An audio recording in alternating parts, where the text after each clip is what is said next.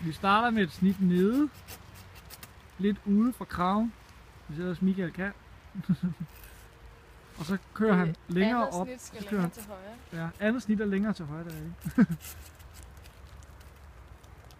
Og det er udelukkende for at få den lange gren væk, så det ikke ødelægger barken inde på selve træet. Det er rigtig godt. Bum.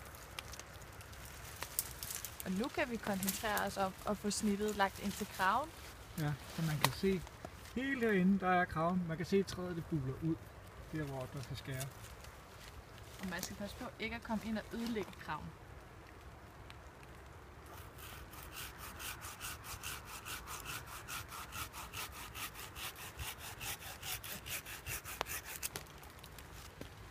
Det er rigtig godt. Og hvad er det så?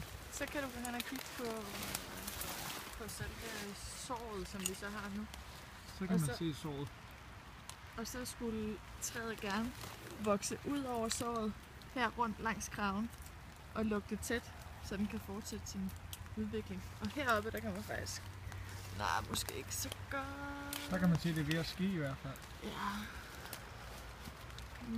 Det er der, hvor det kan komme til at sidde senere hen, om en sæsons tid eller to. Så begynder træet at hele såret. Og det er så det ham, Dr. Alex Chico, han siger om coated. Ja. Her der kan man se en, der er skåret af lidt for langt ude i forhold til kraven på træet. Og så heler det ikke lige så nemt. Og når det ikke heler, så har der risiko for, at der går svamp og råd i træet. Derfor er det vigtigt. Vigtigt.